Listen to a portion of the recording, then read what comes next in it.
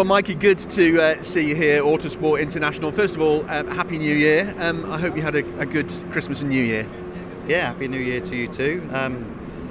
It was a nice, relaxed Christmas, really. Not very eventful, just the way I like it. But now we get all that behind us and Autosport's come around and we're now full steam ahead on the 2025 season. After the end of the season at Brands Hatch, the shutters go down and then it sort of all stops, doesn't it? It must be weird in your line of work. It is. It's a sad time of year, I think, for me, when you spent so much time with your crew and your team and your counterparts around the paddock all year, and all of a sudden, like you say, the shutters come down, everyone says see you later, you have a little drink on the Sunday night and that's it. Obviously we have the awards due in November, which is good fun, but yeah, then it all goes quiet. But obviously now we're in the new year, so everyone's focusing on getting back out there and doing it all again for this year. Absolutely. We'll talk about what might be in the offing for you in a moment, but just looking back at last year, you had a cracking year last year. Yeah, thank you. I mean, I've achieved pretty much everything I wanted to achieve, over the 2 years I've done touring cars so far. But last year, absolutely, getting that Jack Sears title while I still could was the absolute main priority, and we achieved that. I would have liked to have given Aaron a little bit of a better run for his money in the independents, but we had a little bit of bad luck in the second half of the season. But luckily, we'd built enough of a gap in the Jack Sears Trophy to not be caught going into sort of the later rounds of the season. But no, obviously, we nearly won a race, got the first podium ticked off, was showing good pace in qualifying. Regular top tens second half of the season. I couldn't have asked for much more. Absolutely. I'm sure your fan base increased dramatically last year because you improved your driving and no end and really had some fantastic performances, and you and Aaron achieved some great things with that car. Absolutely. I think my fan base has gone from about 3 up to 7 maybe now. But no, you're right. I mean, me and Aaron worked well together as teammates. We had some fierce battles on track, but we're both very constructive with our feedback off the track, and with the hard work that PowerMax put in, it was a good match to develop in the car, and that's why you saw us getting better results towards the end of the year. And between the two of you, you put a smile on Adam Weaver's face nearly every weekend, which is unheard of. Yeah, it must have been when I was in the car because I didn't see it. But no, all joking aside, I mean, it's nice to be involved in a team where you're really valued as a valuable member of not just a driver, but a part of the team and a part of the team's success. And obviously I've had 2 fantastic years with PowerMax so far, and Adam and Martin and the like have done a fantastic job. You can often see it in the paddock, those teams that have a family feel to them, where everybody feels that they're part of moving forward and that success. They tend to be the ones where there are more smiles, where when things go wrong, it's not a problem, it's just something to be solved. And I had a real sense of that with you and Aaron and the team at PowerMax last season.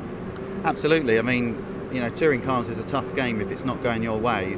And a lot of it's about your attitude. If you've got a poor attitude, then you're not going to bounce back from some of the setbacks that you're inevitably going to go through during the season. So, I've seen it up and down the pit lane. Some of the other drivers that are in a similar position in their touring car career as I am, maybe not had the infrastructure around them to support them through their journey. And, one of the reasons that we approached PowerMax before was that we could see that they're a great team that have got a lot of potential there, and they're just genuinely nice people, good people to be around. And when you're spending 10 race weekends a year and up team shakedown days and a few test days thrown on top of that, if you don't like the people you're working with, then it's not going to be an enjoyable year, and you're not going to get good results. Absolutely, good point. So let's move on to this year. I mean, we're at Autosport International, where there used to be lots of driver announcements. Everything seems to be moving back this year, and we've still got a lot of announcements to come. Do you know what's happening for 2025 yet?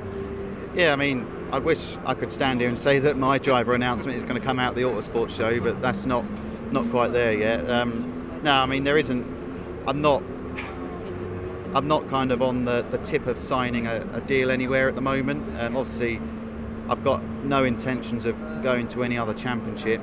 My eyes are firmly set on touring cars, and it's still relatively early days yet. We've still got a good couple of months where before you're really going to hit the panic button. But ultimately, the situation's got to be right for me. and it's got to work for everyone involved. So we're still working on it at the moment. Working mainly on my own personal funding with driver sponsorship, which is a crucial part of motorsport these days. But we'll just have to see where it takes us. Hopefully I'll be back. Along with many thousands of people, I hope you're back as well, Mikey. Interesting point you touch on. It comes down to the finance. Everybody that I've spoken to here at the show this year say things are getting tighter and tighter. It's getting more difficult for drivers to convince sponsors, for teams to get sponsors, to secure that money for a whole season.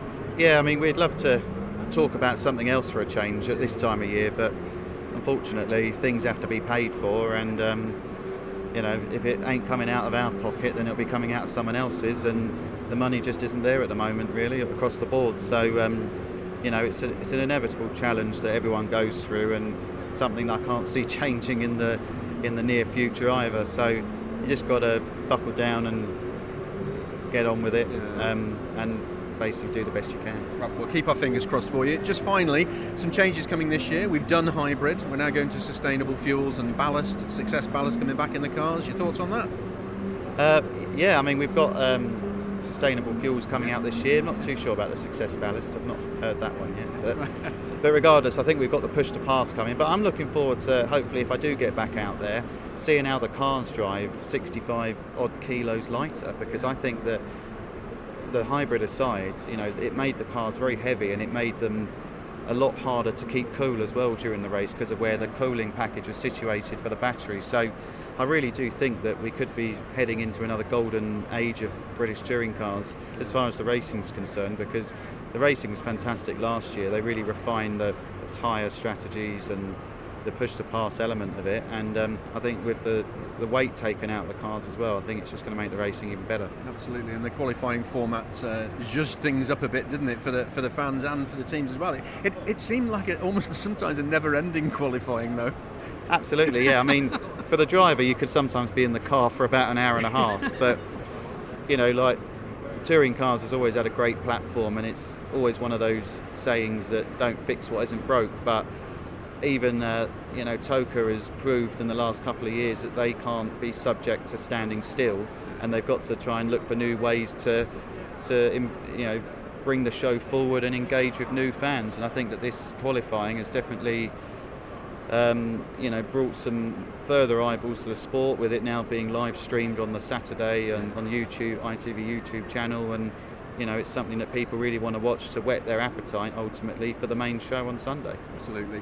Mikey, really good to catch up with you. Fingers crossed that you're going to get it across the line and sign that deal really soon, and we'll look forward to seeing you on the grid at Donington in not that many months away, is it? Oh, don't say that. I'll panic now.